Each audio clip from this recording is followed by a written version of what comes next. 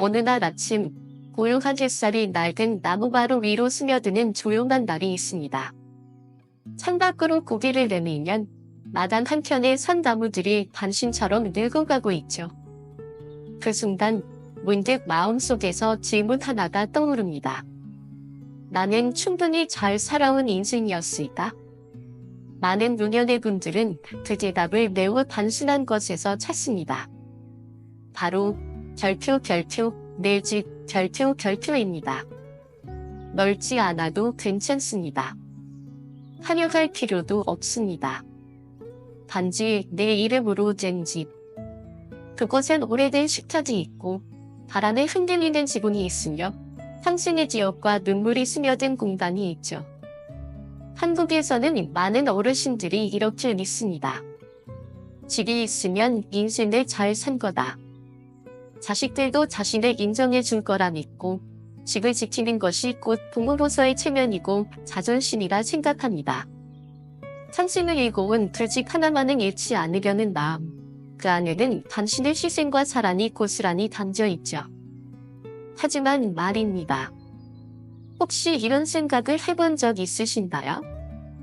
그 집이 정말 당신의 노후를 지켜줄 수 있는 것일까요? 혹시 그 집이 당신을 조용히 묶어두고 있는 족쇄는 아닐까요? 자식들의 기대, 사회의 시선, 그리고 스스로의 자존심 때문에 정작 중요한 것을 놓치고 있지는 않으신가요? 2021년 통계청 발표에 따르면 60세 이상 노인의 약 67%가 주택을 소유하고 있다고 합니다. 수치는 꽤 높지만 문제는 대부분의 자산이 부동산에 묶여 있다는 점입니다. 쉽게 현금화할 수 없는 자산, 즉 집 하나만으로는 생활비를 마련하기 어려운 현실. 결국 많은 어르신들이 여전히 일하셔야만 생계를 유지할 수 있는 상황에 놓여 있습니다. 게다가 아이러니컬하게도 집값이 오를수록 노인의 삶은 더 팍팍해졌습니다. 기초연금 재산에서 제외되고 건강보험료는 오르고 실질 소득은 줄어들고 말죠. 이제 당신께 한 어르신의 이야기를 들려드리려 합니다. 70세가 넘은 순할머니의 이야기입니다. 한때는 사랑하는 남편과 함께 삶을 꾸렸고 자식 셋을 키워낸 자랑스러운 어머니였지만 세월이 흐른 어느 날 그토록 지키고 싶었던 집에서 자식들로부터 이런 말을 듣게 됩니다. 엄마, 큰 집에 혼자 살아서 뭐해요?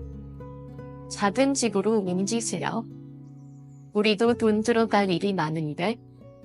그토록 지켜온 집이 이제는 짐이 되어버린 순간이었습니다.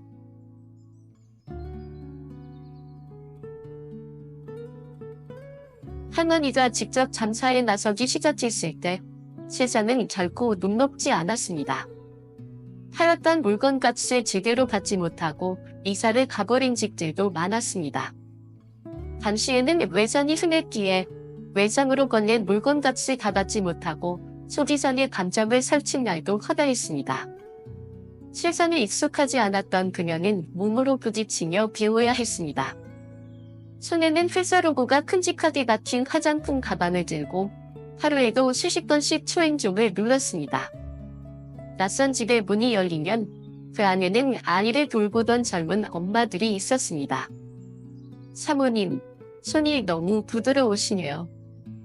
이렇게 꼭지인가요? 조금만 기다리세요.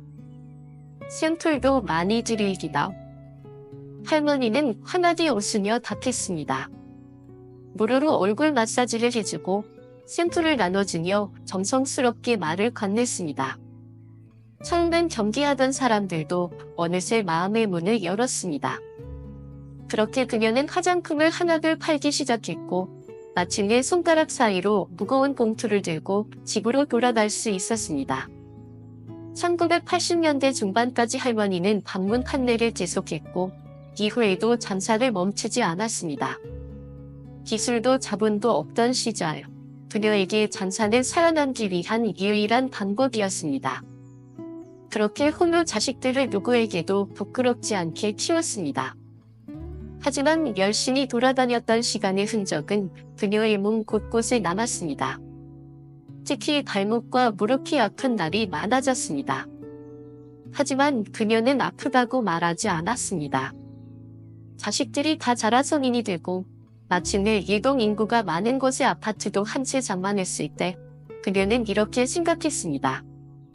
이제 좀 쉬어도 되겠지. 하지만 이제는 그녀에게 쉼표를 허락하지 않았습니다. 어느 날 아들이 조심스레 말을 꺼냅니다.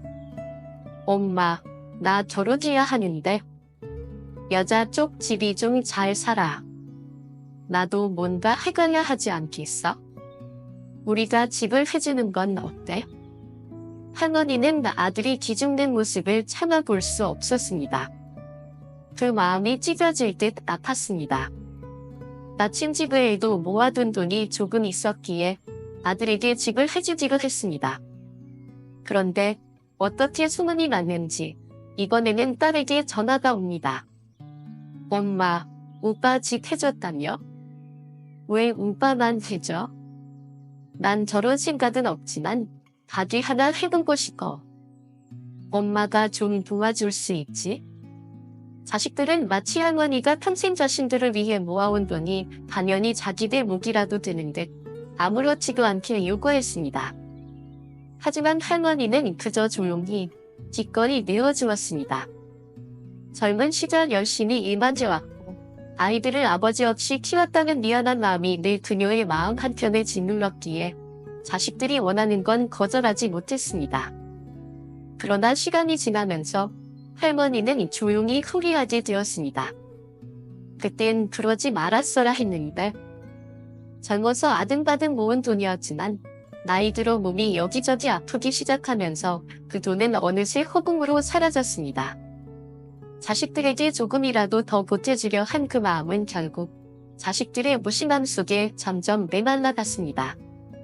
돈은 줬지만 마음은 돌아오지 않았습니다.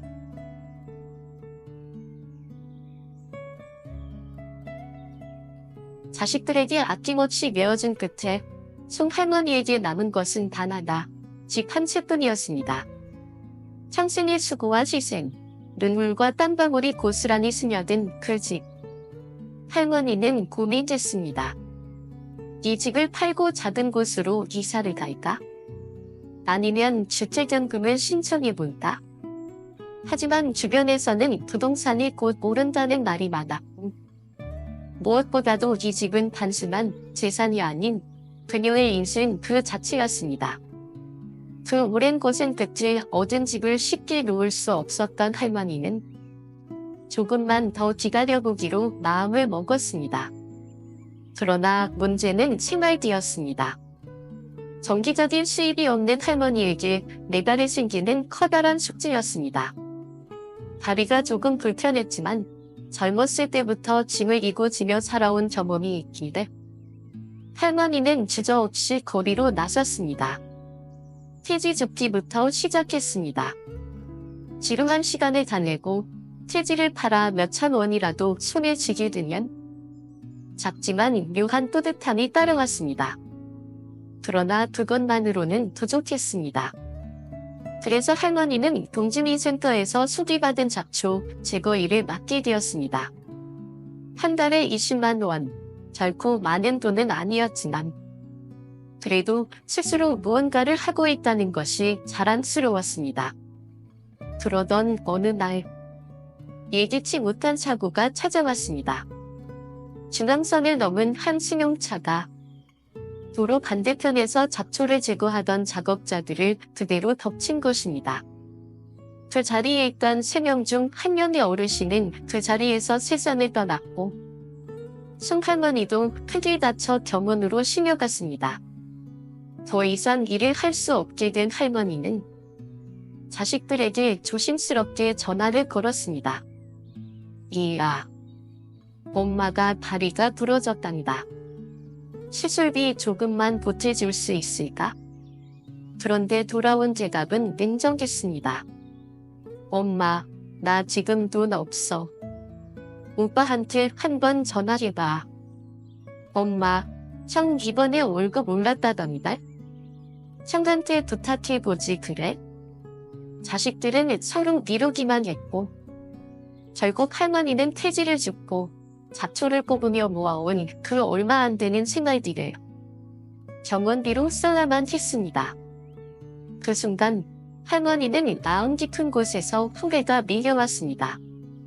나는 왜 내 노부는 돌보지 못한 걸까? 왜 나는 자식들에게 기대는 것이 당연하다고 여겼을까? 하지만 후회는 너무 늦게 찾아왔습니다. 자식들은 시간이 지날수록 더욱 단단하게 요구했습니다. 이젠 남은 단 하나의 집에 대해서도 슬그머니 말을 꺼내기 시작했습니다. 어느 날은 마치 짝이라도 한 듯 자식들이 모여 말합니다. 엄마, 이제는 혼자 살기엔 집이 너무 크잖아. 작은 빌라로 이사하시고 그 돈 우리끼리 좀 나누면 좋지 않을까? 할머니는 그 말을 듣는 순간 마치 심장이 내려앉는 듯한 고통을 느꼈습니다. 집이 기는 까매지도 마라. 절대로 안 팔 거니까. 단호하게 말했지만 딸은 억울한 듯 소리쳤습니다. 도대체 엄마가 우리한테 제대로 해준 게 뭐가 있어? 오빠는 지켜주고 나는 가게도 하나 차려줬잖아. 그런데 엄마는 나한테 매달몇만 원도 제대로 못 쓰면서 평생 살아왔어. 할머니는 조용히 대답했습니다. 너희도 아르바이트 한 번 안 하고 대학 졸업하게 해줬고 결혼한다고 하니 집도 사줬고 가게 내고 식단이 가게도 내줬다. 그런데 해준 게 없다니. 그 말이 참 가슴 아프다. 어느새 성인이 되어 각자의 삶을 살아야 할 자식들. 하지만 그들은 여전히 할머니를 기댈 존재로만 여겼습니다. 그 모습에 할머니는 말없이 한숨만 내쉬었습니다.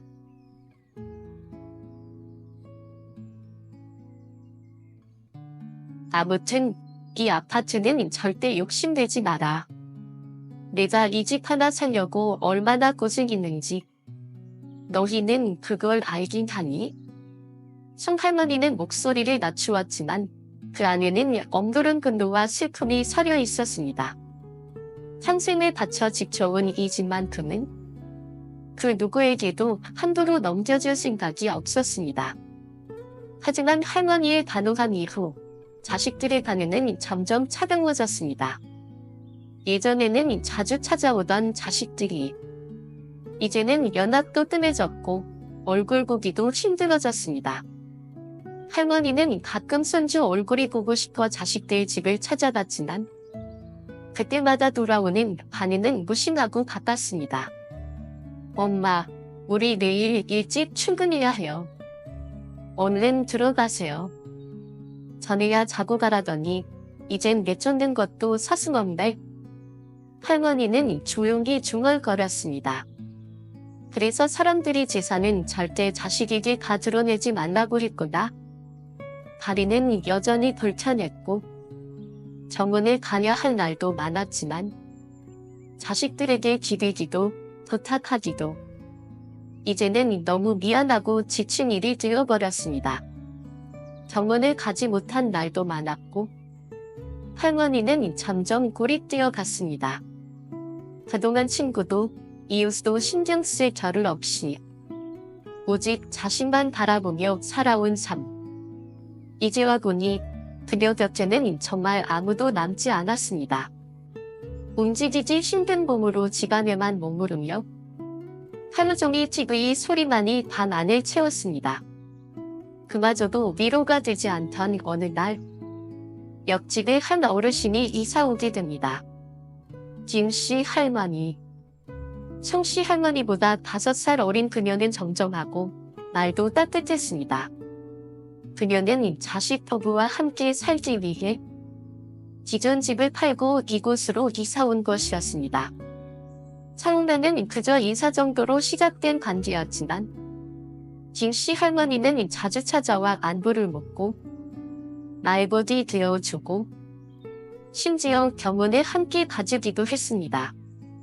처음엔 송씨 할머니도 경계했습니다. 이 사람이 나한테 왜 이렇게 잘하지? 혹시 뭔가 노리는 건 아닐까? 하지만 날이 갈수록 그녀의 행동은 진심이라는 것이 느껴졌고 송씨 할머니는 오랜만에 사람다운 따뜻함을 느낄 수 있었습니다. 그러던 중 이 모습을 보게 된 자식들은 왠지 모르게 불안해지기 시작했습니다. 엄마, 그 사람한테 이 집 엄마 이름으로 돼 있다고 말했어? 그런 얘기 한 적 없어. 왜? 아니, 그 사람이 엄마한테 너무 잘해주잖아. 꼭 이유가 있으니까 그러는 거지. 그때 송씨 할머니는 처음으로 목소리를 높였습니다. 너희 주민이 누구 하나? 엄마가 다리 부러졌을 때 병원 데려다 준 적 있니? 엄마가 아플 때 곁에 있어준 사람은 김씨 할머니다. 그 말에 자식들은 더 이상 아무 말도 하지 못했습니다.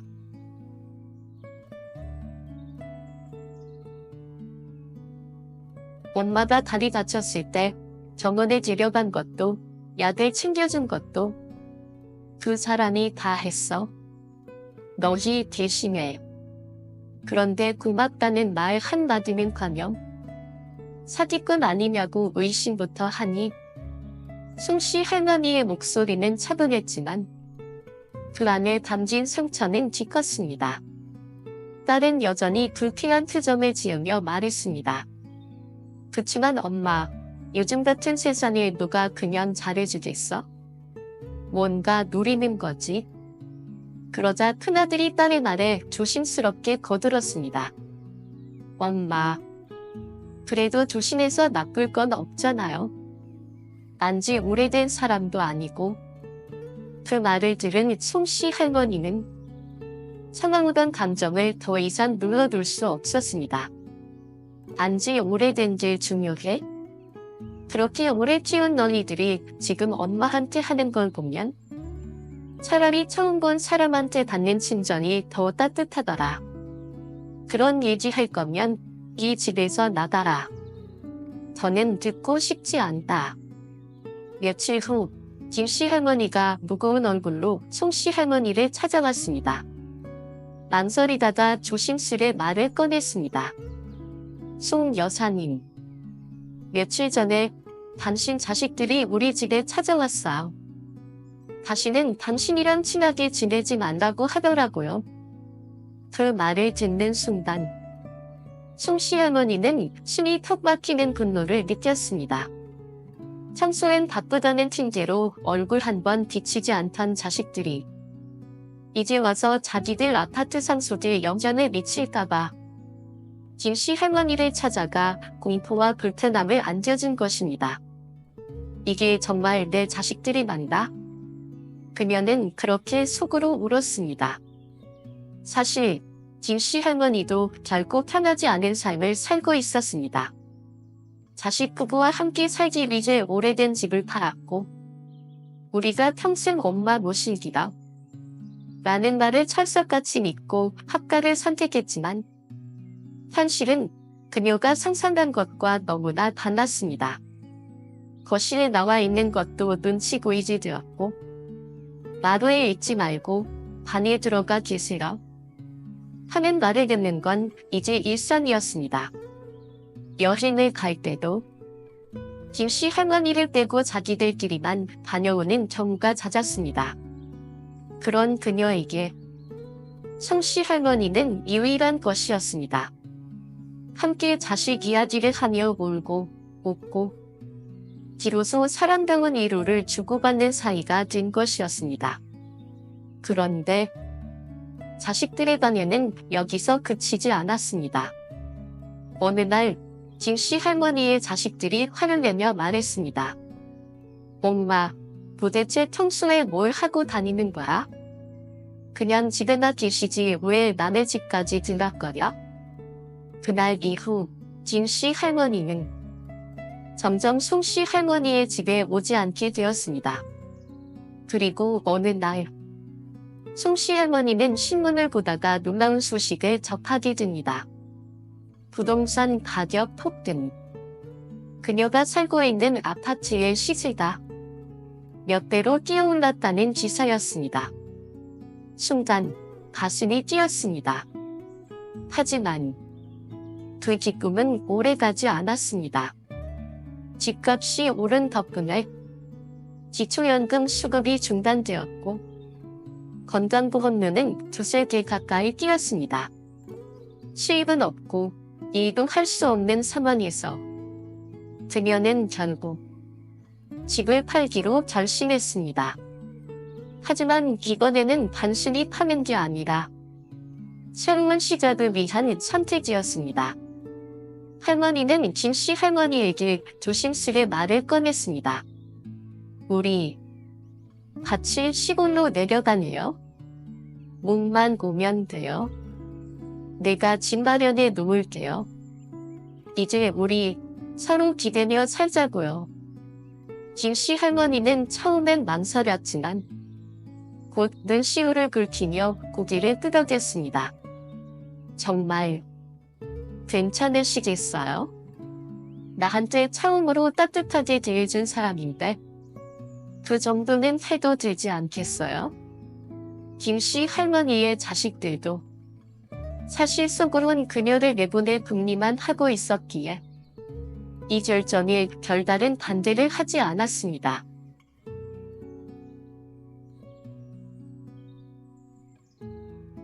여기 있어봐야 집에서 심심하니까 옆집 할머니랑 같이 지내는 것도 좋지 않겠어요? 김씨 할머니의 아들이 드물게 긍정적인 반응을 보였을 때 할머니는 왠지 모를 씁쓸한 마음이 들었습니다. 평생을 헌신해도 무심하기만 했던 자식이 이제야 자신의 결정을 인정해주는 순간 그 속에는 어떤 사랑도 관심도 그저 간섭하지 않겠다는 무심한 허락만이 있었습니다. 그럼에도 불구하고 김씨 할머니는 몸만 덜렁 가는 건 예의가 아니다 싶어 자식 부부에게 조심스레 말을 꺼냈습니다. 나 시골로 내려가려고. 그러니까 내가 준 돈 일부만이라도 돌려주면 좋겠구나. 그 순간 자식 부부는 돌변했습니다. 그럴 거면 그냥 이 집에서 사세요. 누가 가라고 했어요? 평소에 늘 피곤하다는 듯 붕 떠있던 그들이 돈 이야기가 나오자 갑자기 눈빛이 달라졌습니다. 그러자 김씨 할머니는 더 이상 참지 않았습니다. 이놈들아, 너희들 나한테 효도 각서까지 써줬잖아. 돈 안 돌려주면 자식이고 뭐고 보송할 테니까 그렇게 알아? 그제서야 마지못해 그들이 받은 돈 중 일부를 돌려주었습니다. 그래도 그들이 체념한 이유는 따로 있었습니다. 이제 아파트 값도 많이 올랐으니 괜찮겠지. 하지만 기세는 항상 계산대로 되지 않는 법.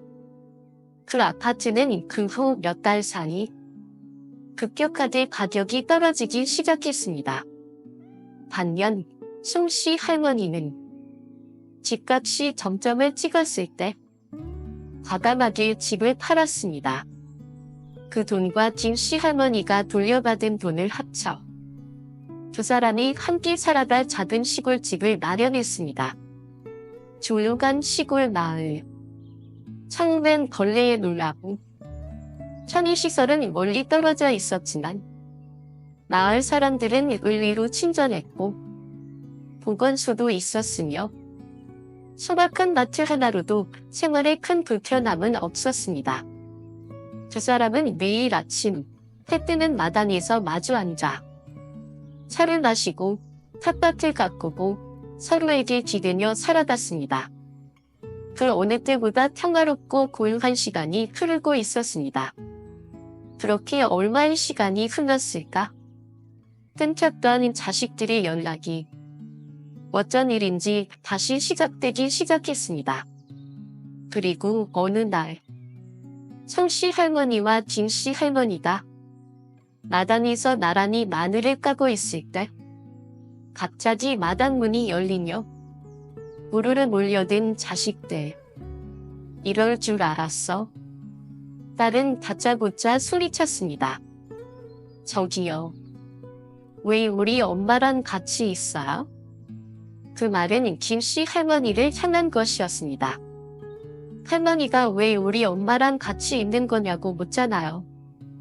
판단하고 방황한 김씨 할머니는 입을 열지 못했습니다. 그 순간 송씨 할머니가 고개를 들었습니다. 그녀의 눈에는 분노보다도 먼저 부끄러움이 맺혀 있었습니다. 내가 같이 지내자고 했다. 그게 그렇게 이상한 일이냐? 엄마가 자식 놔두고 이렇게 생각 남이랑 사는 게 말이 돼요? 그 집은 어떻게 하고 여기 온 거예요? 결국 그 집 팔아서 둘이 이 집 차지한 거 아니에요? 근데 참지 못한 아들이 본심을 그대로 드러내고 말았습니다. 그 말에 송씨 할머니는 잠시 침묵하더니 조용히 마늘을 내려놓았습니다. 그리고 천천히 고개를 들어 자식들의 얼굴을 바라보며 말했습니다.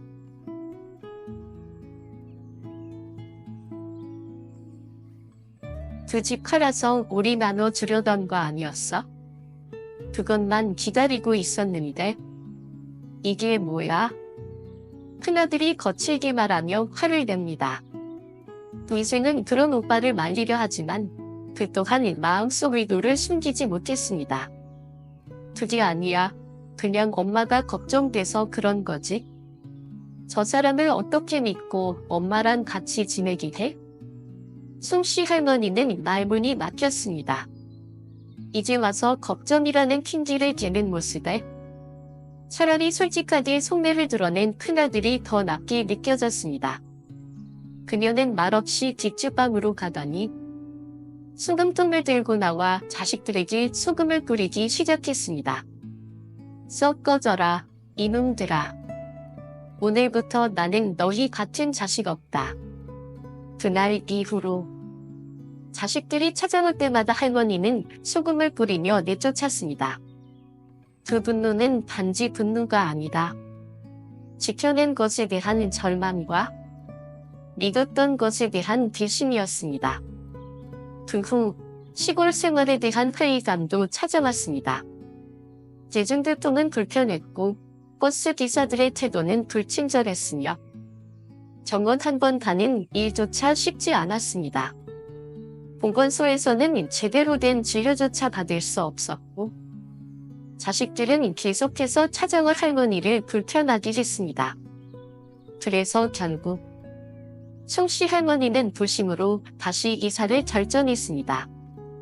과거에 살던 고층 아파트는 노년의 몸으로는 오르내리기 어려운 구조였습니다. 그래서 이번엔 도심 한복판의 작은 빌라 1층 그곳에 김씨 할머니와 함께 들어가 이웃들과 교류하며 조용히 살아가기로 했습니다. 자식들에게는 집을 물려줄 생각이 전혀 없었기에 재택연금까지 신청해 놓았습니다. 그러던 어느 날 김씨 할머니가 병으로 세상을 떠났습니다. 세상을 떠나기 전 김씨 할머니는 송씨 할머니에게 짧은 편지를 남겼습니다. 언니가 있어서 내 인생이 조금은 살만했어. 자식들과 함께 살던 시간은 정말 사람이 사는 게 아니었는다. 언니와 밥을 먹고 차를 마시고 웃고 떠들던 그 시간이 내 생의 가장 행복한 시간이었어. 언니는 내게 진짜 친언니 같았고 전생이 우리 자매였던 건 아닐까 싶을 정도였어. 언니를 두고 떠나는 게 마음을 걸리지만 부디 행복하게 남은 여생 보내길 바라. 나는 먼저 가지만 언니 나중에 꼭 다시 만나자. 그 편지를 읽는 순간 송씨 할머니의 눈가에는 말없이 눈물이 흘렀습니다. 김씨 할머니. 그녀는 송씨 할머니에게 하늘이 보내준 가장 소중한 선물이었습니다. 할머니는 다짐했습니다. 이제 혼자서도 잘 살아가야겠다. 다리가 여전히 조금 불편했지만 몸은 예전보다 많이 회복되었습니다. 뒷마당의 작은 텃밭에서 상추와 채소를 가꾸며 하루하루를 조용히 그러나 행복하게 살아갔습니다. 그리고 그녀는 마지막으로 큰 결정을 내립니다. 내 남은 재산은 나처럼 혼자 살아가는 독거 어르신들을 위해 쓰자. 그렇게 예산을 사회에 기부하겠다는 유언장을 작성했습니다. 이른 아침, 할머니는 정성스럽게 아침 식사를 준비합니다. 텃밭에서 막 따온 상추를 씻고 작은 밥상 위에 국과 반찬을 곱게 차려 스스로에게 대접합니다. 예전엔 자식들이 자주 찾아와도 왜 이렇게 외로울까 하는 생각을 떨칠 수 없었지만 지금은 혼자 있어도 외로울 틈 없이 충만한 하루하루를 보내고 있었습니다. 에필로그, 당신은 누구를 위해 살아오셨나요? 여러분, 송씨 할머니의 이야기를 들으며 어떤 생각이 드셨나요? 세상에는 아직도 자식에게 하나라도 더 주기 위해 죽을 힘을 다해 일하는 부모님들이 많습니다. 하지만 그 모든 걸 주고 나면 정작 부모님 자신은 일생을 그렇게 열심히 살고도 단 하루도 제대로 쉬지 못한 채 노년을 맞이하게 되는 경우가 많습니다. 송씨 할머니는 다행히도 집값이 올라 어느 정도 여유가 있었지만 대부분의 어르신들은 노후 준비가 충분하지 못한 경우가 많습니다. 자식을 돕고 싶은 마음, 그것이 부모의 본능이지만 이제는 자신을 먼저 돌보셔야 합니다. 지금까지 우리 부모님은 나 자신을 위해 얼마나 많은 것을 해오셨을까? 이제는 그 귀하고 소중한 나 자신을 위해 너무 아끼지 마시고 너무 많이 내어지지 마시길 바랍니다. 이상으로 오늘의 이야기를 마치겠습니다. 우리 채널의 모든 구독자분들 행복한 여생 되시길 진심으로 응원합니다. 다음 시간에는 더 좋은 이야기로 찾아뵙겠습니다. 감사합니다.